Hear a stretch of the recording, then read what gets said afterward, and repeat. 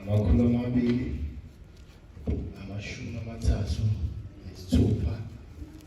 evesini lesibili.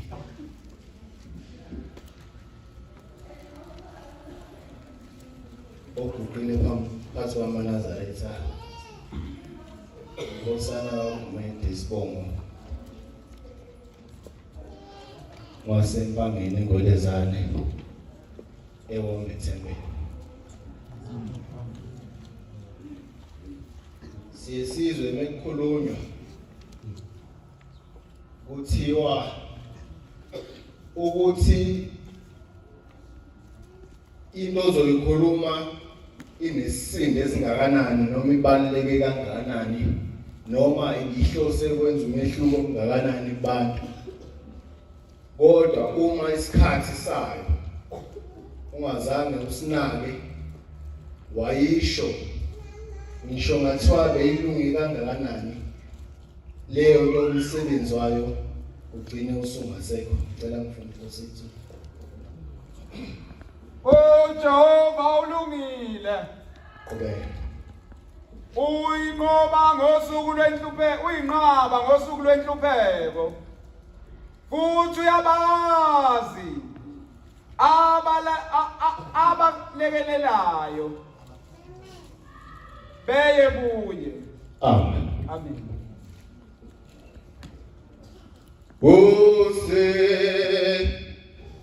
Khumbule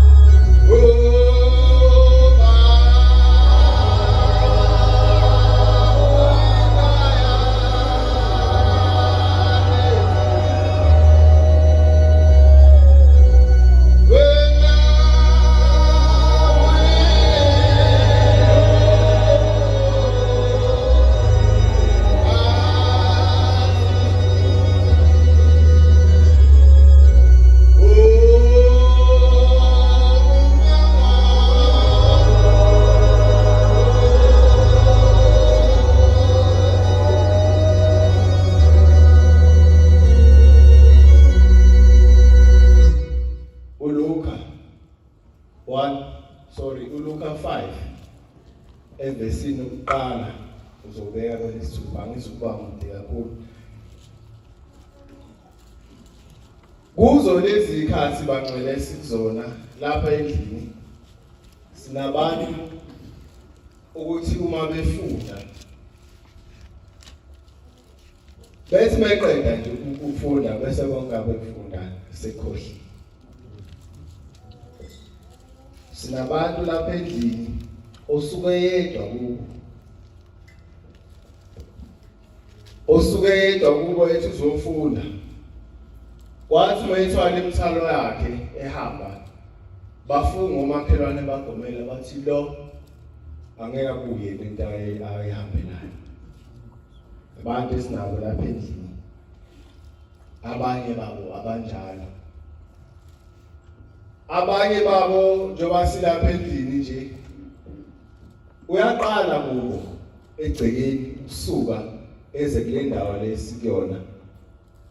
uzofunda konke kukuye njengoba sigoqile nje la iningi lethu sizofuna ithemba bakhona ke nabantu abakade bayigcina indlu kaThixo okubalekile kunakho konke ngoba ukhona ukuthi umuntu mephuma la ngaphandle bemtshela ukuthi akabona uma usuthatha lesi sidakamizwa lesi sokwenza ukuthi ufocus kahle ufunde uzuqede kodwa okubalekile kunakho konke uyakhumbula ekhaya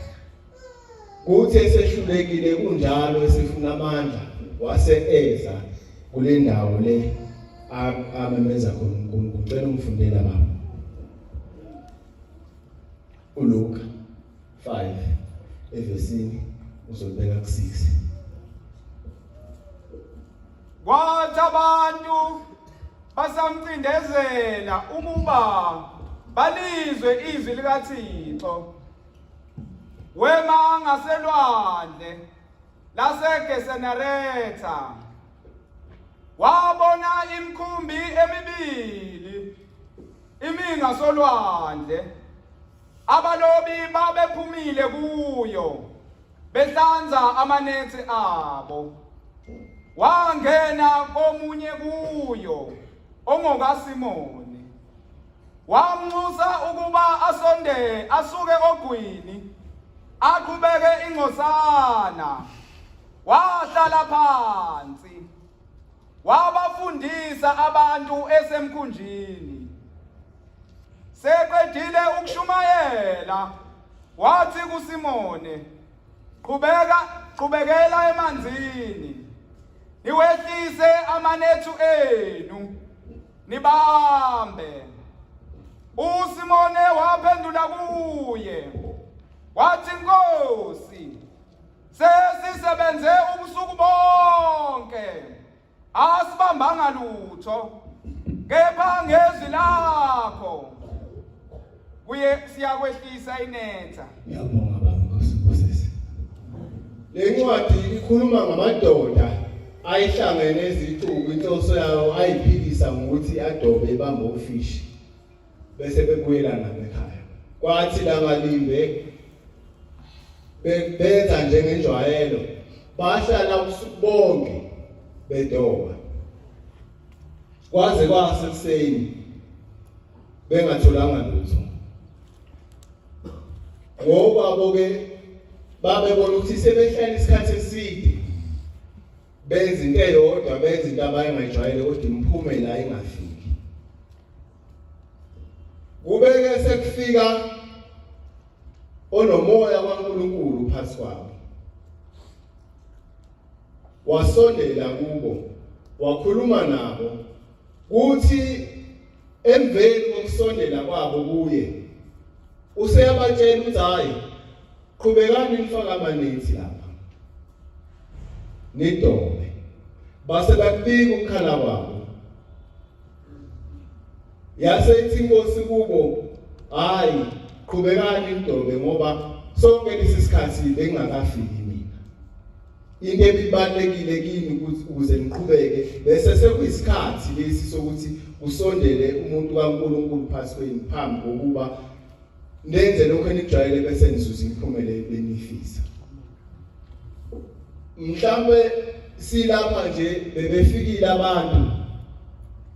zibe yilungu insizwa sengizohlala phansi bebefika abantu ngoba silapha nje beqhubeka ufunda ngendlela thizeni yakho ukusebenzela wahamba isikhathi yagcina singasakusebenzile kwase sekufika isikhathi sokuthi sondela kuNkulunkulu uthole ithemba ilelo themba abantwana benkosi esilizele kule ndawo esikuyona sangathi singanikana lelo themba lelo sisazi nesikhathi sikuso ukuthi mhlambe abantwana baNkulunkulu kuze bembone bemthande mhlambe yini ekumele beyizwe kithi amen okunye sengidlala phansi okhange sikwesabe ngizoxoxa nje indabana kuthi emhlenzini wasemhleni wakhiwa ngesikhathi senyanga yezulu yasuka inkosi inyanga yezulu sibiza umshumayeli ukuthi wakakhanyile isibongo isimsondeza kuye sithi hamba ungibizele umvangeli wasimusho ngesibongo lo mvangeli ngale dokodini lakhe ngesizathu sokusigoya isibongo sakhe yaya kuye lo mvangeli loyo mayifika kumvangeli ngale kwakuJuly mayifika kumvangeli umfica udlisiwe wasesithuma ukuthi sibe sesibeke eceleni wasethamba usho baba uthi ngiyenza wahamba umshumayeli wabika enkosini yangayizulu ukuthi uthe uyenza aphinde amthuma futhi aphinde washo esifanayo kwathi lokho kwesithathu inkosi yavele yasukuma yona hamba qonda ehlathini yasimfica khona yasithi kwemvangeli unqaba ukuza kimi ngoba nakubona ukuthi usesonweni ilona liphi ithemba lelo nalo obona ukuthi lokugeza izono zakho ngaphezulu kokuza kimi abantu abangasabi ukuza kuShembe bengakukhuthaleli futhi nakho kona ikakhulukazi ezintweni ezizomenza umuntu agcine esezenyeza ukuza phansi kwaManazaretha noma kuShembe uqobo sangathi uShembe singamthanda noma kunjalo sazi ukuthi ayikho enye inqaba esinayo akukho la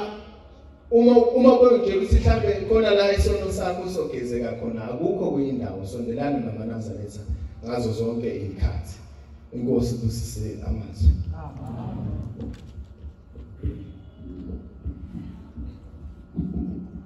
Baba ngingumntwana wakho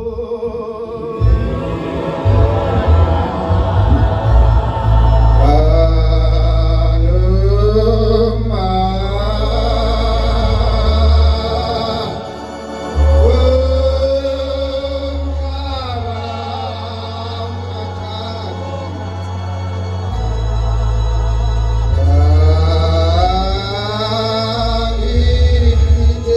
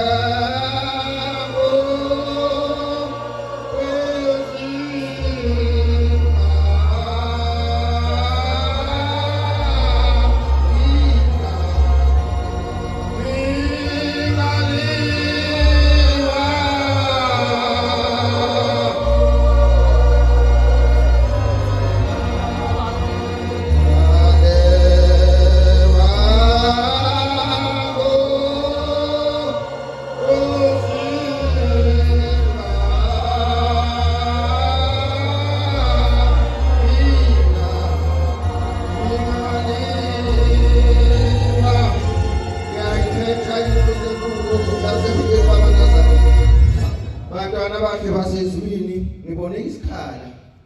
abasifundisa ukuthi leli lapha ekhaya isikhala asivumelekile. Lokhu kulile phambi kwenu maNazaretha igama lakhe uthamsanqa labafana Cuba. Indawo engisuka kuyona ilesihlabele lesaqhamuka khona. So ufunda ukuthi saqhamuka kuyiphi indawo. Sisendaweni kaShembe maNazaretha angazi uma kuthiwa qala khuluma indaba kaShembe ukuthi uma uyiqala kanjani. Kepha ngiyacela uNkulunkulu angiphe amazwi ngibe ngimfishane nangokudala vele. Njengoba silapha nami ngiyayikhumbula ngangahlala kanjena mina ngangifunda e-University of Zululand. Ngiyakhumbula ngonyaka ka-2011 kwakusanda nakuhlala unyazi ngangafunda ke mangosuthu. Mangithi ngiyabona lapha akekho noyedwa umuntu ongafika kimi ngokufeyile. Ngiyinkuzi malanga nje. Ngiyakhumbula ngangafika emangosuthu ngangenza i-chemical engineering. Yangibuza ukuthi kuphi ekhaya ngachaza yathi ayihamba labantwana wena akufanele ukuba lapha. Izinto ezikanjalo ziyenzeka maNazaretha ingcwele uthola ukuthi ke usabathe imodule ithi ngimdala kunawe. Ngake ngahamba maNazaretha washala leso sikhathi ngesuka emangosuthu ngeke ngikhuluma indaba yakhona inde kakhulu. Ngahlala ekhaya ngoba ngafunda isemester yodwa izashishe zakhala. Ngahamba ngahlala ekhaya ngiyakhumbula kwakunyaka oqala unyazi lwezulu luseJudiya. Ngabona isikhala ngahamba ngayocela inkosini ngacela ukuthi inkosi ngicela ibhasari. Ngase ngi-aplayela eNkongoye lapho ngizokwenza khona izifundo ze-BCom accounting. Kwahamba isikhathi maNazaretha ngangena ngangase ngenza i-accounting nasesikoleni ngangiqala nje evarsity. Hayi ngancenga nayo yathi kungithatha kancane. Ngoba ngaqhubeka maNazaretha ingcwele ngafunda ngiyakhumbula kwathi sengenza u-second year ngangiphase kahle ngaze ngacela hawu yimi ngempela lona. Ngangayithola le basari kade ngilindele. Kwathi seziya ku-third bayazi-ke abenza i-accounting kunesifundo kuthiwa i-cost accounting. Hayi laphana uyasikuma nishilabani inzima ngempela. Hayi module yanqaba maNazaretha wayengekho kwisemester mleyiqala ngingaze ngibe nayo i-supplement ngase singazi nje ukuthi hayi vele fanele ngithi ngiphathe zonke iy'ncwadi zami uma ngiye ekhaya ngoba vele ngeke ilunge zonke. Ngisho ukuthi maNazaretha noma ngathiwa-ke leyo module iyakubamba noma ikwenze njani kodwa uShembe uNkulunkulu maNazaretha. Abantu esasifunda nabo ngalo nyaka amabhasari ekhasha njengamazeze uma ekhasha imalasi silunywe yinja uma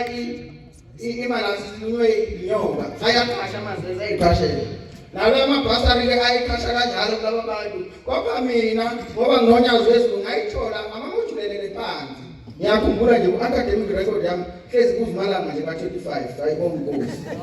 maNazaretha lo uNkulunkulu esimkhonza lapho unjalo kube kuthi izinto la ucabanga khona izimnyama ila akafuna ukukhombisa khona ukuthi yena uNkulunkulu.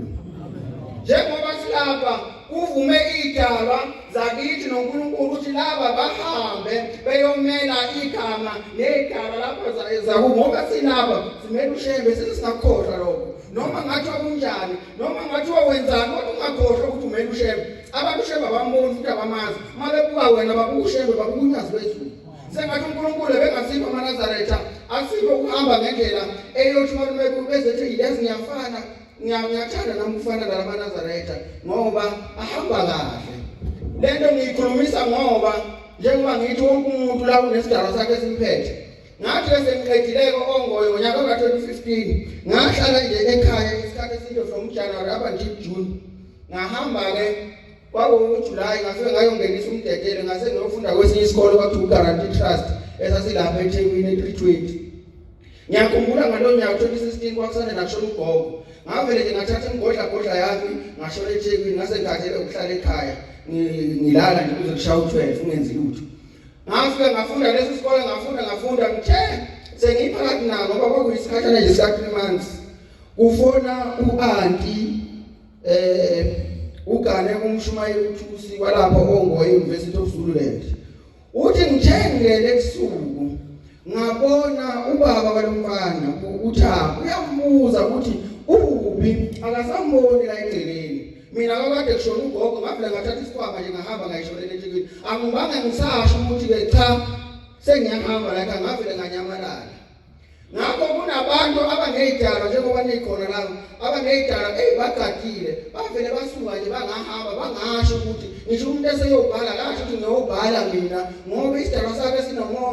sinenkinga simgadile sinesikwele ayimona sinesikwele simgadile yonke into akayishoyo akayenzayo kufanele ayibike ekhaya ngoba ezinye izinto ibheda nje usungaripotanga ekhaya yabo njengoba singamanazaretha akusikhona ukuthi sihlakaniphile ngoba njalo ushebe ngakho ngaso sonke isikhathi manazaretha kufanele sikwazi lokho singayicabangeli nje thina kuphela kodwa sazi ukuthi simele igama laShembe sikhethiwe baningi abathanda ukuba njengathi kodwa abakhethwanga kukhethwe thina ngakho uNkulunkulu engasifa singababhuluki kodwa simphathe kahle izwi lakhe ngoba igama laShembe likuthina abantu babuka kethu uShembe Nkosi ubusisele kuzwini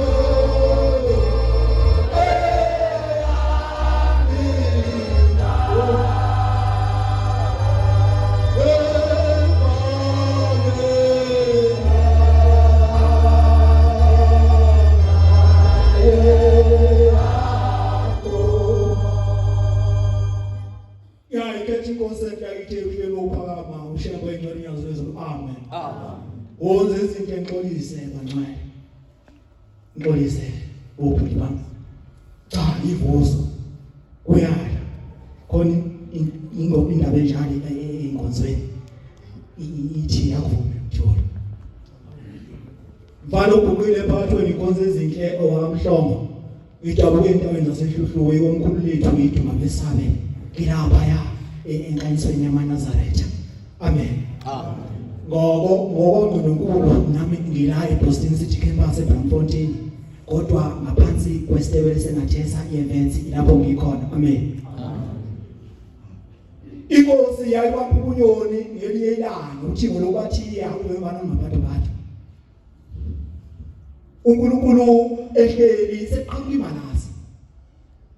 baqhamuka imalasi ikhonze ezinhle ebese bizumshumayeli uzulu athi mshumayeli athi baba Nkosi yamakhosi athi xosha le malasi ayisuka ithathelele umshumayeli ashoni la kama ayisuka ijike ngapha athi ishekelela ngaphi ngapha kwenu athi abuya hlala ikhambwe ngapha kwekhona ithi Nkosi ayithethele uphamu uThixo lokwathi mshumayeli kanti wenze njani ethi wakangixoshile ethi nazi nje aphinde ithathelele iphindi ijike ibuye ngaphi malasi sebesuka uThixo lokwathi lokhipha imali kukhwini ukhipha imali lokhipha ngisesitolo uthenge isinkwa esimhlophe uzamsiza mawubuya bese usiqoba kahle usibeke epletini elihle bese uyinikeza yahle ayithathe ngoba kushisa amanzi engaweli phansi aqonde isitolo yangundaza ngake ngaba uqala umntose namanzi ebusenza sothi umlilo nje mawusubona uphawa bese umbundaza leshiwa kodwa wayibundaza uma imbundazo yabuya esitolo akasakwenzi lokho kushiwo inkosi ukuthi ngoba inkosi isisendlini uyesiqoba futhi ubuya nesibrown usiyabundaza uthi usesuka uyasuka uyoyinikeza yasukuma imalasa ngokukhulu kuzotsha yafika yasinuka yajika yabuya hlala phansi yashaya umsila yabuya phansi yaphuma iqashito yasezulwini endlini yathi mshuyeli wathi inkosi emakhosi wathi wenze njani wabakaza wababa waye uthi mthetheni isiko esimhlophe uyini ithi ayisifuni angisifuni lesiko nginesona ithi angidleli futhi mina phansi uzethu selithethiwe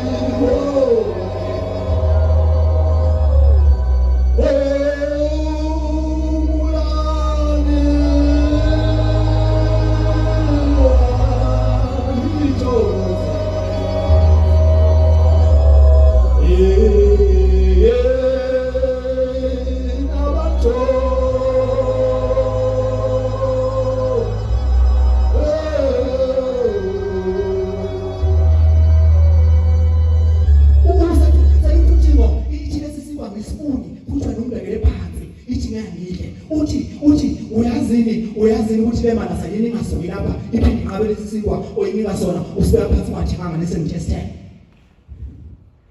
yathi ukuthi wabuya futhi ethilo wabuya nazo wasibeka yasidla yasithula yasinyamalala sekuthi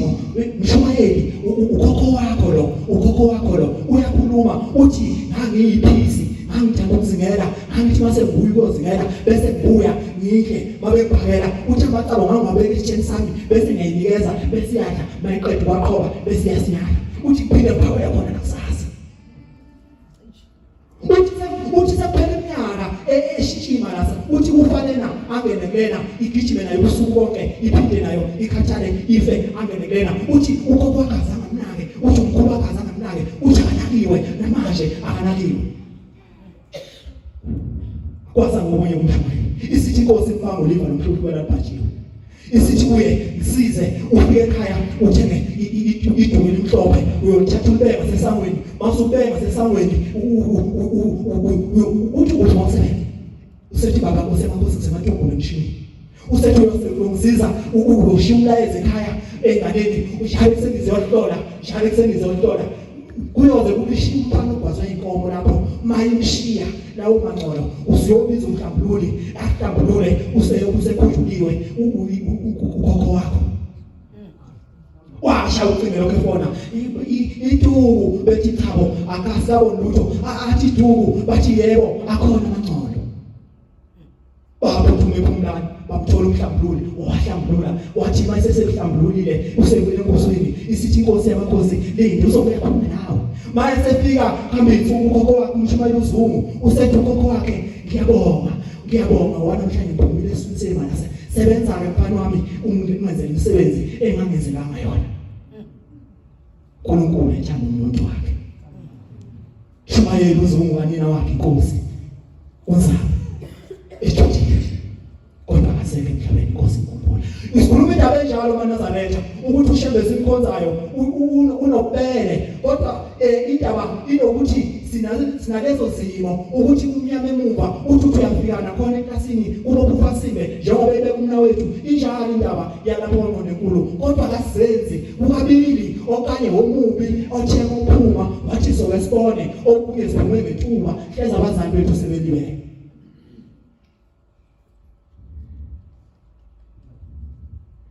ingalithuba mazimaningi kodwa uShembe Inkonzo uNkulunkulu sengihlala phansi ngicela nibabele ibalo zabase Thesalonika besithathu ekhona evesini ka-18 ningilekelele ngayo inkonzo ezinhle ningalithuba lenu inkonzo ezinhle ngicela ningishayele yona mase nitholile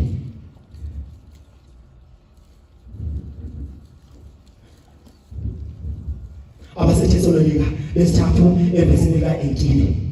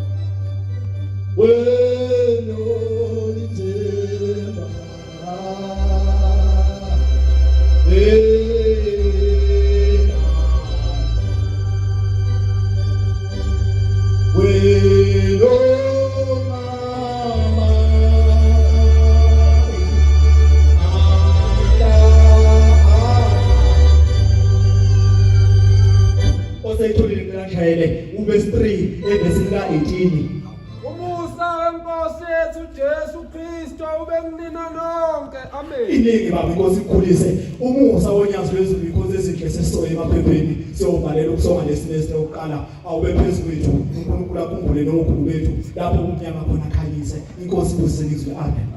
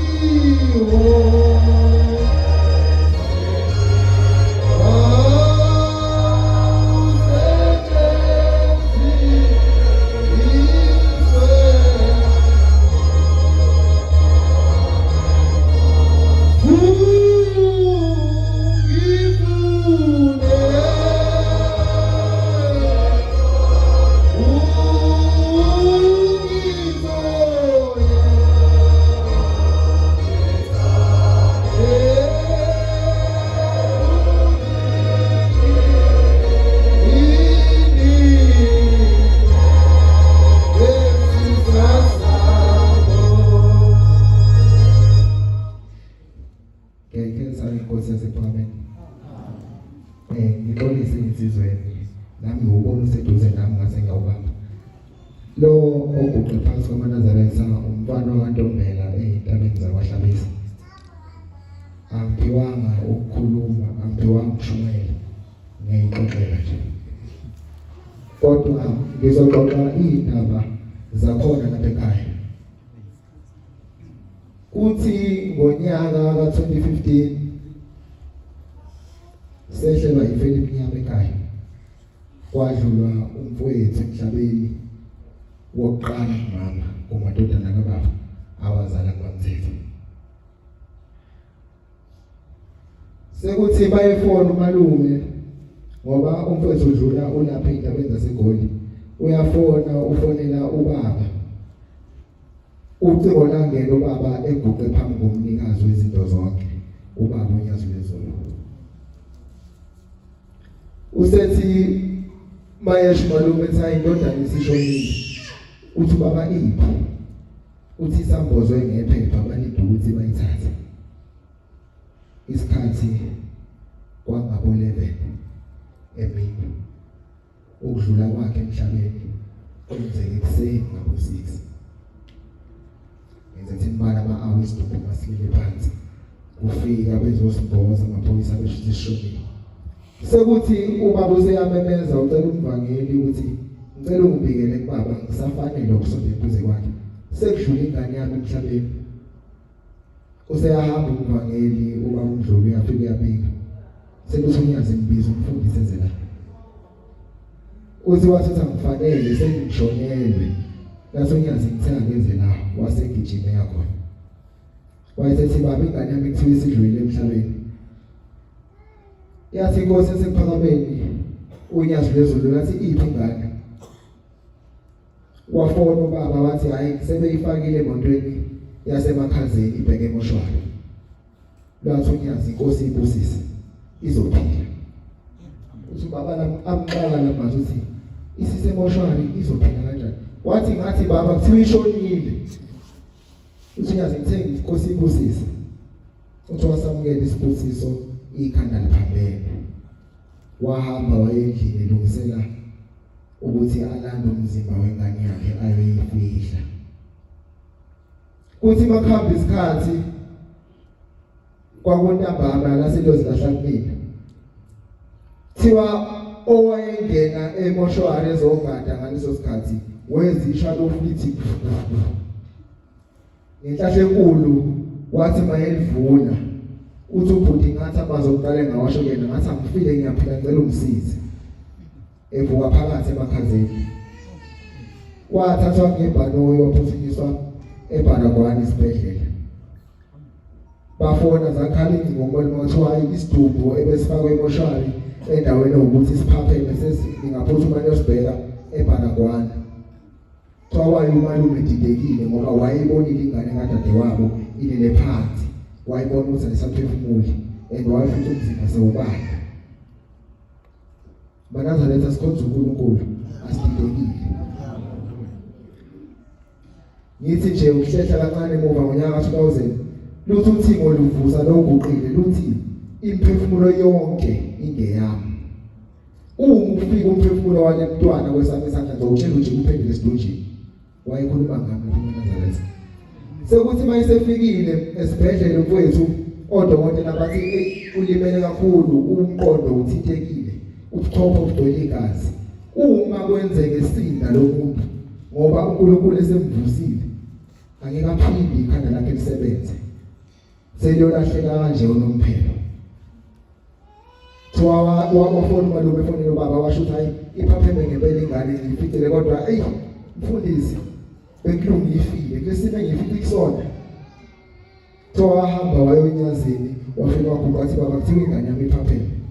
kodwa bayababaza ngesimo sabo bathi umqondo limele kakhulu angeke aphinde abe nekhanda elisebenzayo losonyazi inkosi ibusisi izophila angeke ngisayixoxa indaba inde kakhulu kodwa umfowethu engikhuluma ngaye ubeshada ngo-2019 ngoba unyazi lambuza athi mfundisi indaba ingane zakho ingashadile ngizokubusisa kulonyaka esiuqalayo kwaku-2019 January ngizokupha imishado kumadodana yakhe bemithathu ngonyaka owodwa wathi baba hawu ingane zami ayisebenza inawo amandla wathi ngithe ngikuphi isibusiso zoshada kulonyaka zonke zo-3 ezengikhiphile wayekulabo-ke ngaye umfowethu kulaba beshada ikhanda lakhe liyaphila umuntu nje uyaqhamuka ungaphila ukuthi yena le ngikhuluma ngayo banazaretha ngoba silana sizoyidlulisela kuNkulunkulu ukuthi asikhumbule uthi-ke yena uNkulunkulu uJehova yabavezela abakhuleka kuyena ngokumesaba ngakho ngiyacela simemeze uJehova singakhulumi nje ngemilomo yethu singazi ukuthi sithini futhi singazi ukuthi sikhuluma nobani sikhuleke ngokwesaba uJehova uNkulunkulu wethu onyazi lwezulu uthe ubhuti abehlala phansi sengizohlala phansi nami uthe mvangeli uthi kusho inkosi izwi lamazwi unqabukuza kimi ngokusesonweni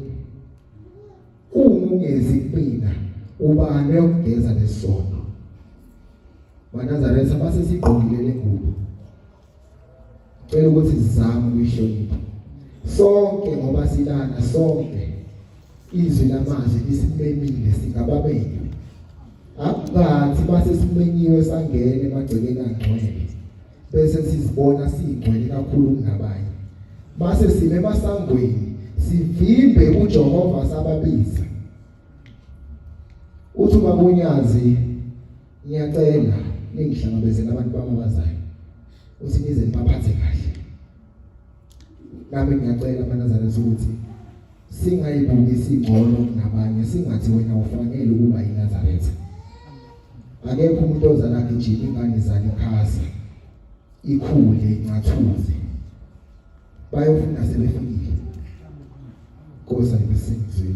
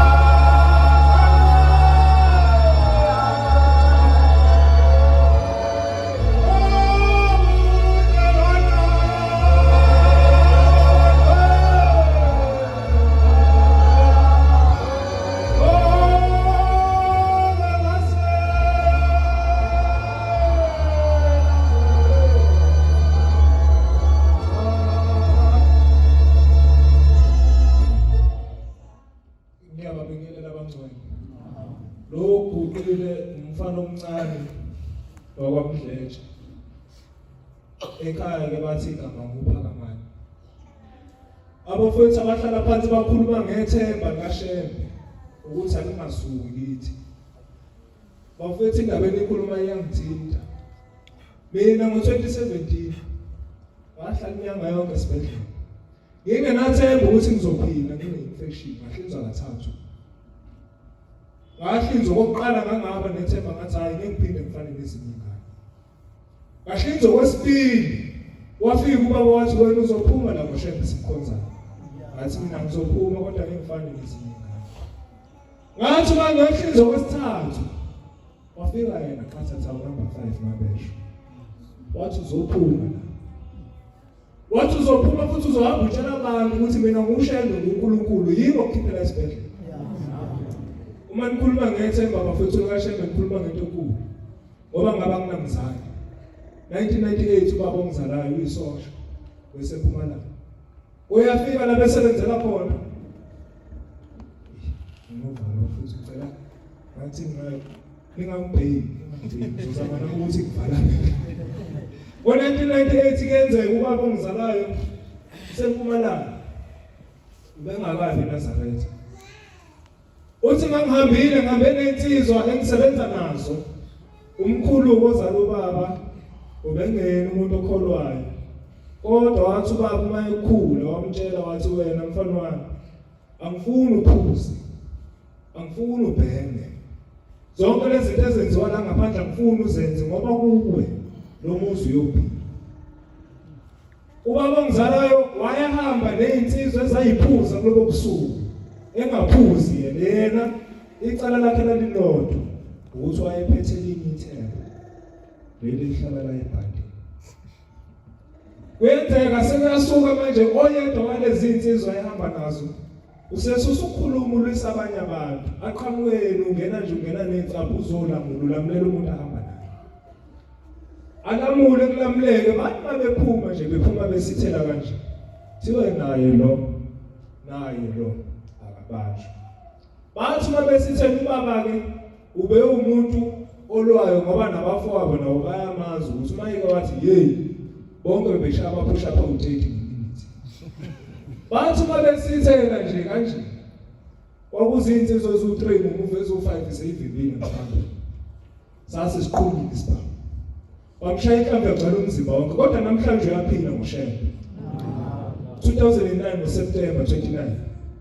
uma wayisuka eThekwini bebuye ukuyobhala uma ubengasebenzi permanent emasosiyeti wayemuntu osebenza ngentorho kodwa ukuthola kwakhe umsebenzi waqala unikele enkosini uThixo lenkosazana yathi inkosi uThixo lenkosazana ngizokunika umsebenzi wakho hamba uyosebenza ethempelini kodwa qala ikuboni ingilosi ngalolo suku abantu babesuka eThekwini uma ungwakwamkwena kumsuthu usuka eqwaqwa bathi mabesuka eThekwini kuthiwa wena mkamdletshe wena kwenzela kanjani ukuthi thina sifaka amabhuluku wena ulufakile wena unayo usibangela umsindo uyathandaza u6 usibangela umsindo uyathandaza u12 usibangela umsindo uyathandaza u4 usibangela umsindo uyathandaza yini lengaka leyo thembe kuyo wabatshela wathi mina emzini ngaganele khona kaMdletshe ukhulunywa ngoShembe kuphela umthetho wakuloyamuzi kwaShembe lapha kuloyamuzi ingane engizele kuloyamuzi ingane ezikaShembe ngoba zonke ngayithola ngoShembe wabatshela labalini wathi mina ngiyanitshela ngoba ningilwisa Shembe ngimkhonza ngiyeke base begarantile bethi uyabona ngoba sisuka la eThekwini sibuyele eGoli wena sizofika uThuli ngalelo langa babehamba nge-22 seat igcwele phakathi ngibuzeni ukuthi ubani ophila namhlanje ngoba babengalwisi ungawuzalayo babelwisa uShembe so lo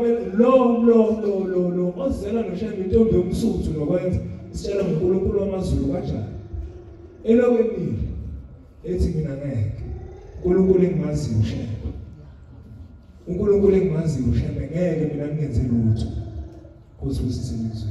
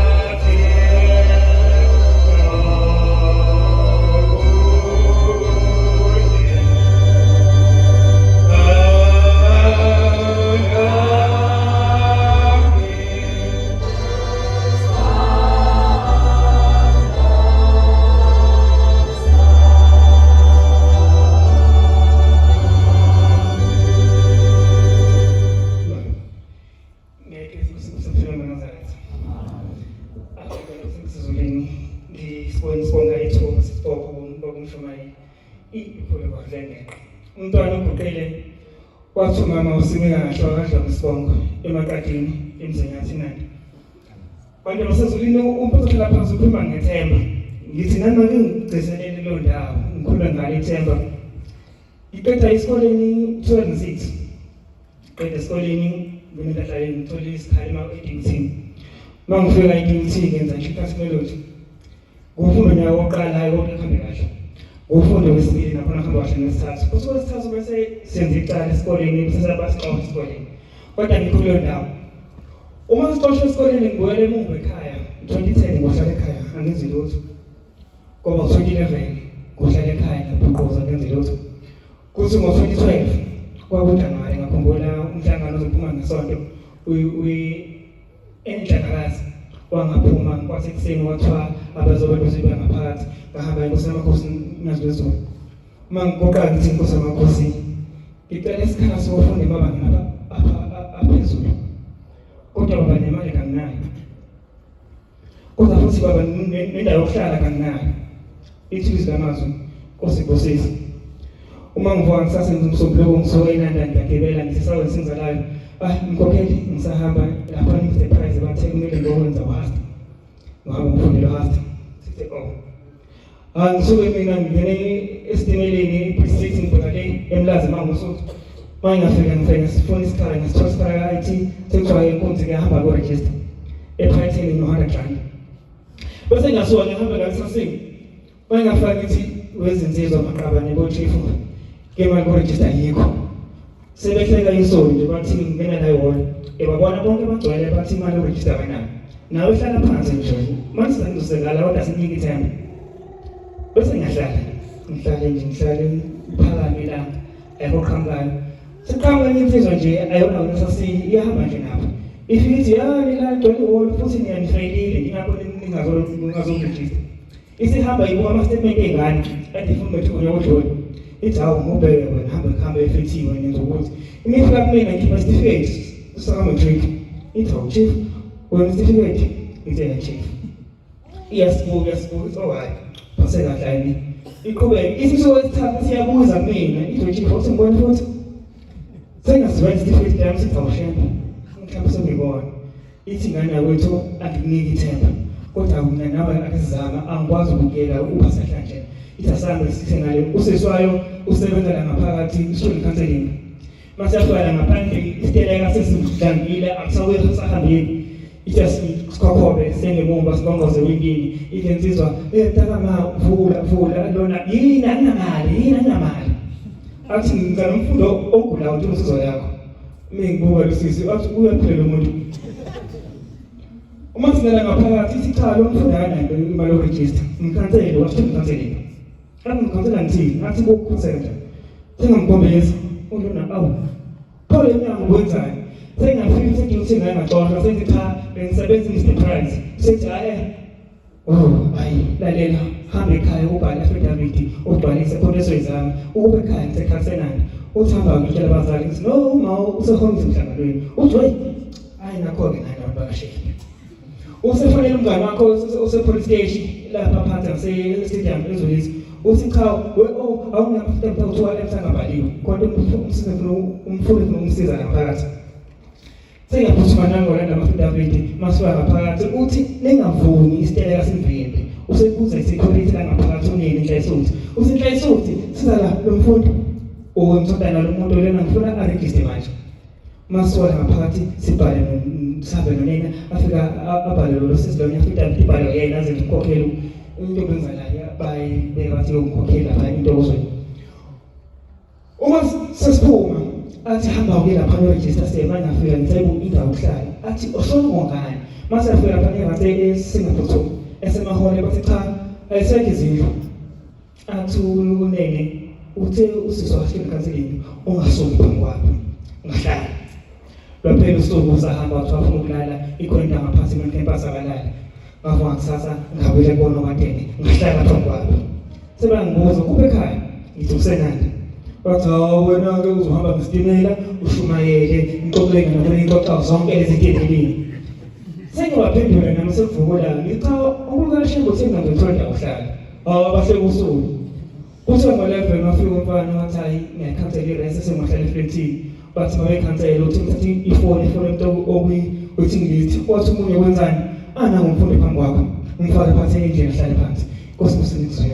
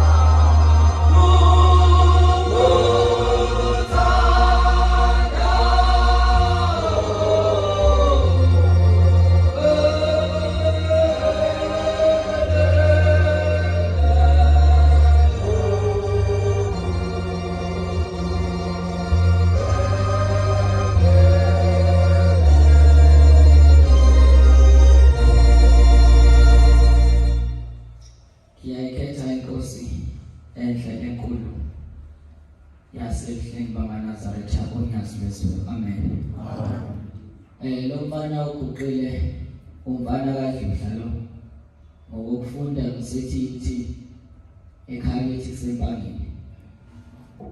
Nazaretha amahle Nkosini. Ngithi angiphakame nami kule nkonzo enhle enkulu kangaka kulo suku leSabatha sihlangene kukhona nobaba kukhona nabafowethu nomama nodadewethu sizoyicelela umusa kuNkulunkulu omhle wakithi emhlabeni wezulu ukuthi njengoba sekufika isikhathi sama-exam abanye sebeqalile abanye basazoqala kube nguyena uNkulunkulu osikhumbulayo bantwana beNkosi amen ngoba uShembe uyena unamandla okwenza konke lokho ngike ngikhulume nezinye insizwa kanye ngakhuluma nezinye insizwa zangakithi lesasina nazo zithi hayi ngoba bafowethu ngoba vele sisasebancane siyavumelana ngithi ngoba vele bafowethu sisasebancane eminye imithetho kaShembe kufanele sike siyele nje manje idlule ngithi mina kanjani bafowethu sicabangele madoda sikwazi ukuthi senze izinto sesoyilandela yonke ngithi mina bafowethu nikusho kanjani lokho kube uShembe esenzela izinto ezinhle khona singabantwana sibancane mhla namalanga ngithi nikusho kanjani bafowethu lokho siyayithathana nezinye insizwa kuyi-lockdown sihlezi esigida laphana ethempelini ofika amaphoyisa asixosha ukuthi asifanele sigide lapho ngesikhathi se-lockdown sahamba sayogida ey'ngobeni sahambe sigide ey'ngobeni phakathi nendawo lapho ey'ngobeni sasesibonisana ukuthi hayi bafowethu ngoba manje sesigida njalo ake sithi ukuphumula kancane emgidini sihambe singene imizi nemizi sihambe sibalethele imithandazo kaShembe sasambe singene imizi sasingasho nokusho ukuthi hayi lapho kaNcobo sesiyeza ntambama noma babebona ngeke baseyilandelana ngithi bafowethu lomsebenzi omuhle kangaka esiwenzayo esikuyenzayo ukuthi ngoba sahamba sayocela isibusiso kumshumayeli engekho sathi umshumayeli sicela sihambe sibheke imizi nemizi sithandazela abantu sakumkhokhe sathi umkhokheli sicela sihambe sibheke imizi nemizi sithandazela abantu sibalethele olala nathi uNkulunkulu uzobakhumbula bephilile abantu nangampela sake sangena komunye umuzi wawacele sangena komunye umuzi asasingabuzi sasingazwa lutho ukuthi khona inkinga khona kodwa sasingene nje abantu beninkinga yakhona bathi mangabe bephaza kulo muzi uthi umama wakhona umakoti wakhona usebemuhle inyanga useyophanganisa inyanga yesi-11 nakuthetsheni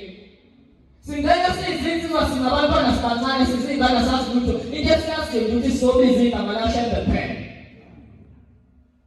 sathi masifika sasesifika sibiza abantwana lenkosi leli gama laShembe leli lihlanganise lapha ngoba sonke sihlangane lapha igama lonyasi lwezulu sasesibiza phakathi kwawo lo muzi sasesibiza sathi Shembe nkosi yamakhosi mkhumbule lo mama sathi mangabe siphuma sihamba wathi ntambama wangena ikholi evela kumkhokheli wathi bantwana bami inkosi ibusise umama uthe kuphuma wayesale ekhululeka wakwamhle wathenga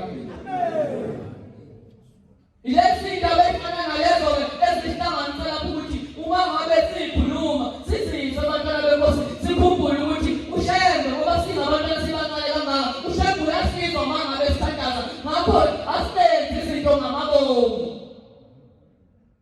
siphume esandleni ngamabomu esingayenzi leyo nto abantwana benkosi njengoba sothandaza nje siyacela ukuthi uNkulunkulu wakithi abe nathi kuke wakhuluma inkosazana ngesonto edlule sidla perfect ithi inkosazana bangabiluleka abantwana kukhona abantwana bebezo-opesha baka-matric ithi inkosazana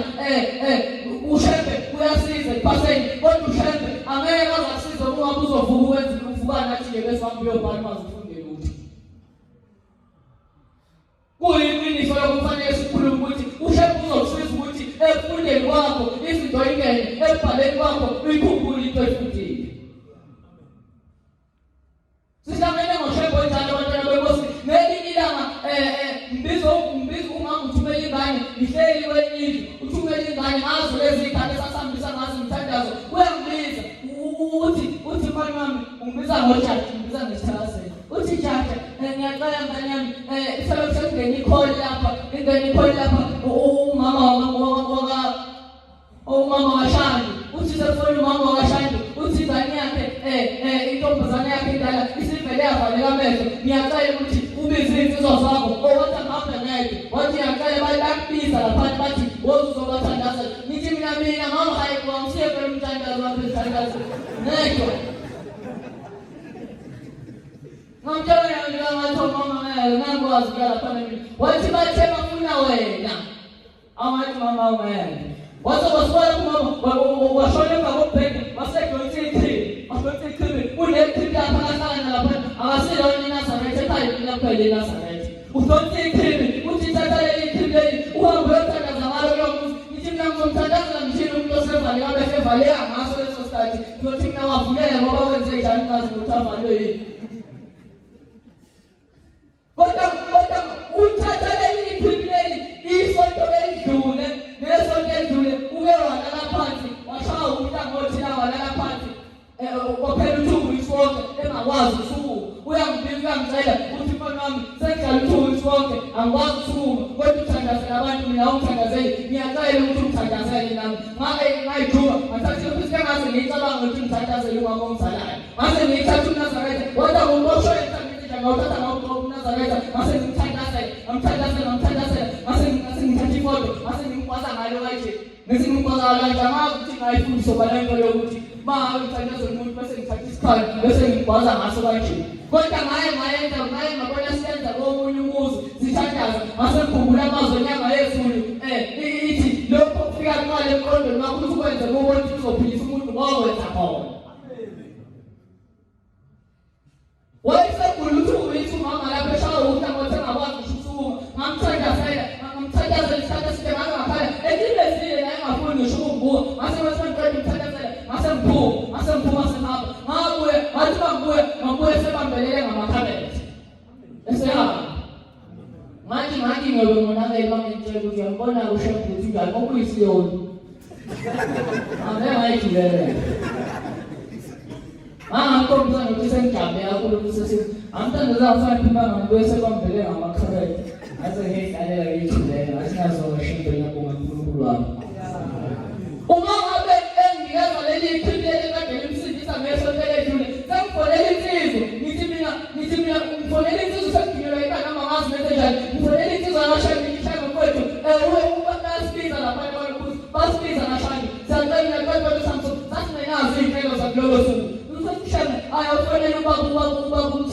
esathu emayithi ngiyabona uma umthiya ngiyabona ukuthi umphazamisa ngoba futhi usuka kude abantu bayakhala bathi kuyaphuthu ngidonsi inkosana ngithi futhi ngiyacela someday kuthiwa sifike lapha uma ngabe sifika lapha sesifika siyathandaza wakusemini wangasomshisa somthandaza sifunde ukuthandaza zakho uNazaretha sangena egcekeni sangena endlini ababuyi sathandaza sabiza igama laShembe ukuthi uNkulunkulu asizwe sathi Nkosi yethu simakade siyacela ube kanye nathi sathi uma ngabe sibiza leli gama leli wasibhonga yona lengane emali ngamehlo yakhulumisa wendoda yathi mina ngubaba wale ekhaya la ekhaya ngahamba msabantu ngahamba mshisa abantu ngahamba mshiya uNazaretha kodwa la ekhaya akekho umuntu osabathaya akekho umuntu esabatheni manje le ngane imali ngamehlo ngeke isabona kodwa into okufanele iyenze kufanele la ekhaya bamlelisa abantu besabatha besenyanga bethephelini nizoba right ngengane ukhuluma le ntombazane ikhuluma ngezi le ndoda ngathi ngaphuma ngomnyango ngithuka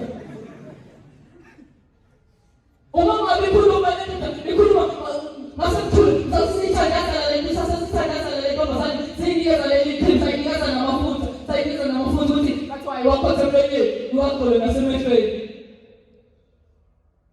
uma ngabe sekwenzekile lokho sesicedile ukuthandaza sasesiphuma sesihamba uma ngabe siphuma sesihamba sekufonelwa komthiya lo mfowashane oshilo wathi asifonelene simtshele ukuthi naye ngabe khona sihambe naye selapha kuyobuza kashana uma ngabe uthi umthiya hayi wethuta yaze mfundisi sihambe siyothandaza kuyoyabuza kamshana nithi mhawu baba siyothandaza ngobani phela sisuka khona usawukathi niyothandaza khona nithi kunjalo baba uthi laphana kufika ubaba wakhona kumina ungitshela ukuthi angabe ngiyobatshela ukuthi laphana abagcine isabatha lazizwa lezindaba kaShembe uthi kwenzakalani ukuthi uShembe athi uNkulunkulu uma ngasiwo uNkulunkulu ubani hayi mina angazi uNazaretha ukuthi ngathi mangabe uShembe akuyena uNkulunkulu ngakuye ngithini ngoba 2011 ngifunda amabanga aphansi kwaye kwenzeka inkinga sengikhuluma ngendaba eqondene nami uqobo kwaye kwenzeka inkinga ngingakazi uNazaretha sisiziyo sonke ekhaya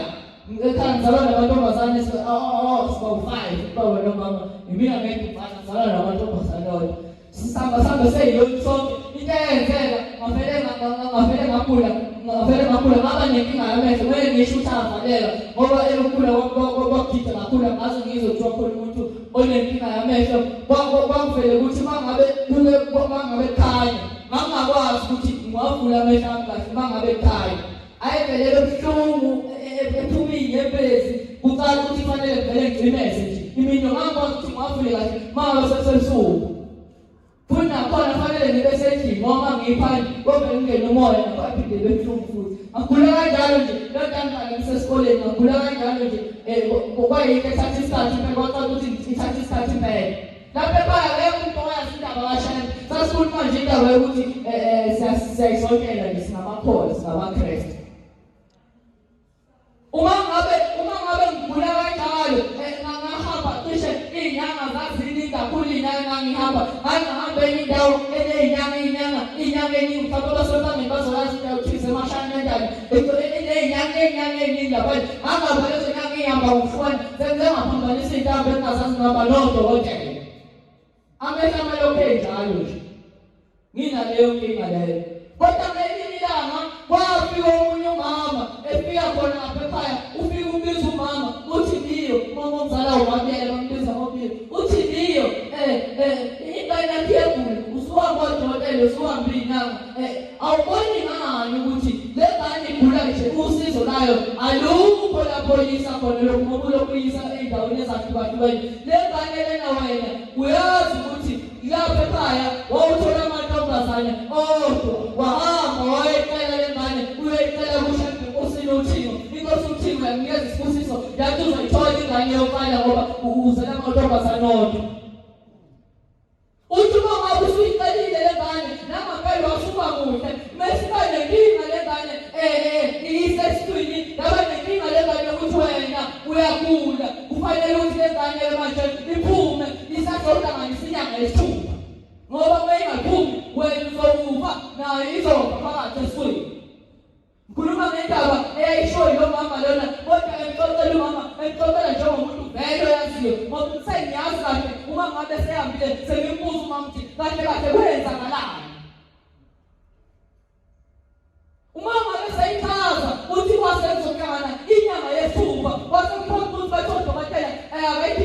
lena ukuze kuzoqhubeka phila yena yona le ngane ayikhiphisa zohlanganisa inyanga yesithupha esifuni bese iyadlula emhlabeni ngoba vele ngeke iziphile ayakapheleli kahle ubomi akulungeli ukuphuma ngeke ifanye ngisho le nto ebizokuthiwa ibhodlela lapho kufakwa khona iy'ngane ey'ngazalekanga kahle kwathiwa ngeke befakele esibhedlela NPA bazokwazi abasebantwini lapho engazalelwa khona isikhathi singakashaya uthi uma ngabe isizalekile ngane uma ngabe sifanele ikhishwe ngane wayesehamba ngoba wayo esehambe seye enkosini uthimo sekuyele ethi Shembe kade ingane yomfana ukuthi usiphe yona nangampela Shembe ikhona kodwa manje inkinga bathoda batela ayikhishwe eswini iphumele ngaphandle kuze uma wayezoqhubeka phela ngoba ngenxa bazofa bobabili yona bese iyafa ngoba vele ngeke iziphile ingakayihlanganisi ney'nyanga eziyisithupha uthi uma ngabe echaza mama uthi umama bangabe echaza uthi sebeyikhipha ngampela ingane uthi uma ngabe sebeyikhiphile wena mawusho mama uthi wena le ngane lena wasucelile ukuthi uyicelela umphefumulo ushada wabuphi umphefumulo lengane kwenza isimanga yaphila lengane wasuyitembela ibanga ukuthi isicelo senkosi uthixo wathi umqobo uphi amagama ami lawo umqobo isicelo lesi uthi uma ngabe ingane usicelile wathi wayicelela ngisho nempilo uShembe into eyenzakalayo awusayisontisa eNazaretha le ngane lena unjalo futhi nawe usonto eNazaretha wazikwenzela ukuthi okubonga Shembe uthi thatha le ngane uyihambise eNazaretha lapho wayicela khona mhlawumbe izophila le ngane washo kanjalo wathi mhlawumbe izophila kanti kuzofika inkosi mhlawumbe bazokwazi abanye kuzofika inkosi ngo-2012 kwafika inkosi uNyazi lwezulu ifika emzini wasePhethomulo emzini wonyanga wezulu wasePhethomulo waseDangubu yayifika izobusisa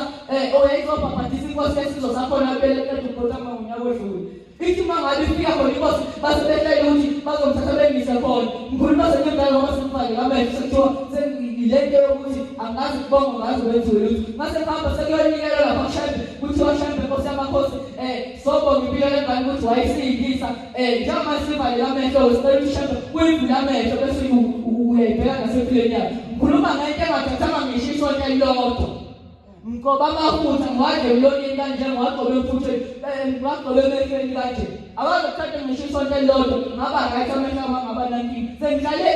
isikhathi eside ngihambile ngihamba yonke into nodokotela ngangashaya ngisho phezulu enkandla kwenye inyanga ngikhuluma ngendaba ey'njengalotshana benkosi uShembe bafowethu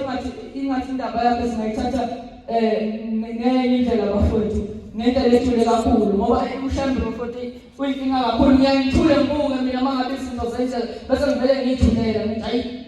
kozwakala ayikho into engizoyisho kozwakala bafowethu ngiyacela ukuthi uNkulunkulu emuhle wasehleni phezulu ngicela ukuthi nami angiphe ukumthanda ngezikhathi zonke ngithanda yena uNkulunkulu omhle wasehleni phezulu asikhumbule sonke njengoba sizofika ikhathi zama-exam abe nathi ekubhaleni kwethu asiphe nokuhamba kahle futhi endleleni phakathi kwabantu asiphe nokuyimela ngeqiniso indaba yakhe sengizohlala phansi ngikhumbula umfundisi umqhayi hambe eshumayela uyafika kwelinye iplaza uma ngabe eshumayeza abantu abantu sebeyaphenduka uma ngabe eshumayela lezi ndaba zikaShembe uthi uma ngabe sebephendukile sebeyahlangana labantu uma ngabe behlangana bathi ngoba besebenza kuleli iplaza behlala eMkopholo bayafuna ukuyocela umlungu ukuthi hayi mlungu sesicela ukuthi manje ngoba sesishimeziwe thina sesingamaNazaretha sesicela ukuthi manje singabe sisasebenza ngesabathi basebehlangana bese beya kumlungu sebecela ukuthi umlungu sesicela ungabe sisasebenza thina ngesabathi uthi umlungu awunifundisa obani le-television wasebesho ukuthi hayi umfundisi umqhayi wasekhaya kalando lo mfundisi umqhayi umfundise lo uthi uma ngabe sebeselanda umfundisi umqhayi basefika sebekolana basethi hawu yena-ke lo mfundisi lendaba ukuthi ingabe sisasebenza ngesabathi basebethi yebo wasemthatha emnyisa kwenye indlu uma ngabe emnyisa kwenye indlu useyithi umqhayi kwenye indlu abashiya bona abasebenzi uma ngabe semnyisa kwenye indlu usedonsa impi yakhe lapha empilozini useyibhukta ngomkhondo umkhondo ugcwala igazi uyabuya abantu laba uthi lento benisho nithi sasenjani usemshiyele umqhayi usebuya nomkhondo ogcwele igazi uthi lento benisho nithi sasenjani nithi nizwe ngayo lo muntu lo awuvela wakani namzothandazela namzothandazela baba khona bamayo kodwa bathi hayi usifundisile ngoShembe thina sinamile theni uShembe uphelele futhi siyacela ukuthi singasebenzi ngesabatha khona sebulewe umkayo ngoba sebethe sebulewe uma ngabe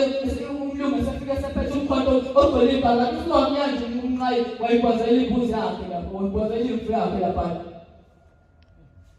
Ngiyacela ngathi uShembe ngasipha inhliziyo ezidala maNazaretha zokuthi mangabe ngaso sonke isikhathi iqiniso likaShembe lihlale simisile ngesikhathi zonke ungashiyi ukuthi mangabe kubonayo basanyenza into bese kuthiwa ibasanye ingayenzi into ayingenziwa maNazaretha bese ayizomfowethu uyayenza lonto wenzani phela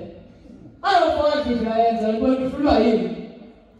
angathi bantu lokho singayilwela izinto kanjalo esihlaleni sigcinile igama laShembe lilihle kubantu ngoba baba abafethu abantwana phansi bakhuluma indaba enkulu yokuthi abantu uShembe bamazi ngathi engathi singaba kuhle bantwana benkosi uShembe sibe isibuko esihle kubantu abazokuba kuShembe bese babebona thina bebone into enhle yokuNazaretha ngalawo mazwi ngocela uNkulunkulu omphasezulweni unyazo lezulu usisenzweni.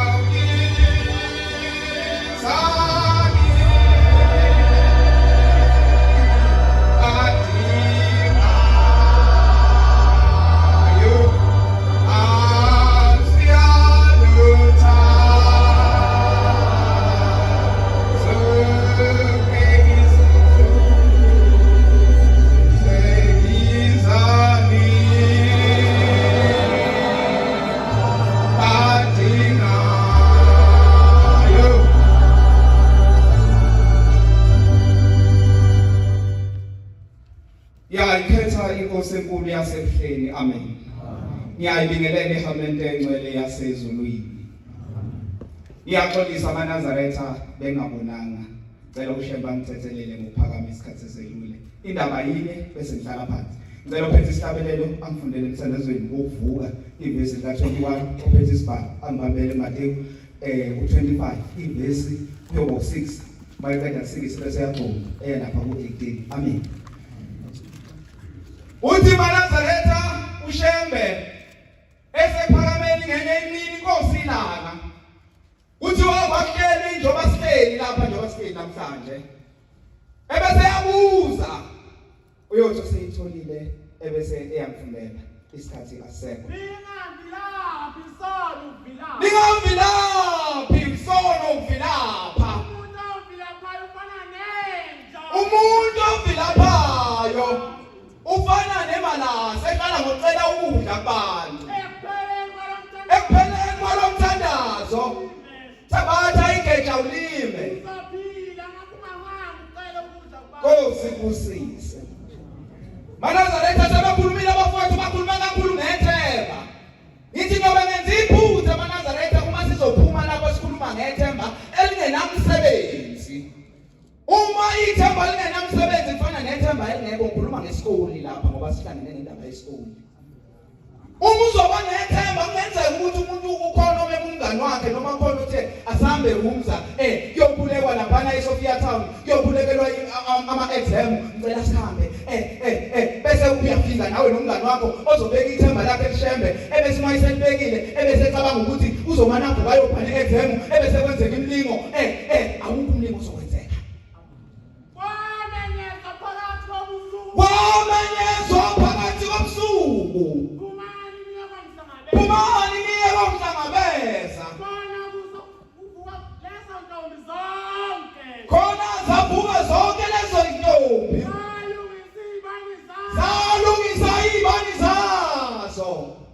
Inkosi ibusise. Indaba yeintombi ezilishumi eziyisihlanu zawalungisa amafutha. Eziyisihlanu azwalungisanga amafutha. Ngalomzuzu isikhathi sokuthi nawe uyibuze. Ukuthi njengoba ubhekwe kwi-exam walungisile na amafutha noma walungisanga. Okuthi uma sethiwa phakathi kobusuku usefikile umyeni uzokhanyisa ini. Ukholwa amaNazaretha ungenathemba. Ukholwa ithemba engenamsebenzi. Fana nokuthi sizobe sidlala sizongcolisa igama likaShembe. uShembe ukhuluma ngokuthi masebenze emthandazweni wokuvuka. Umfundelile. Yathi Nkosi langa usakhulume kanjalo yathi bonke abafika la ekhaya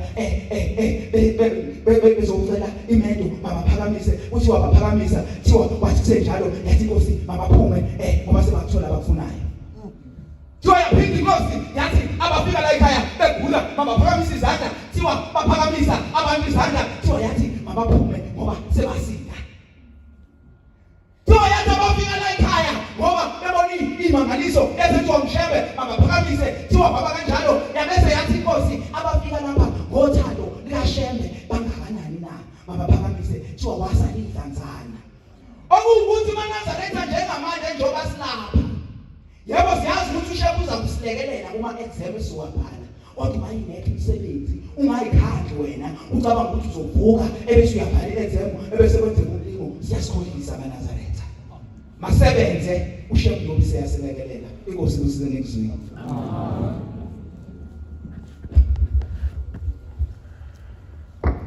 Siyabonga zidla mafa zasezulwini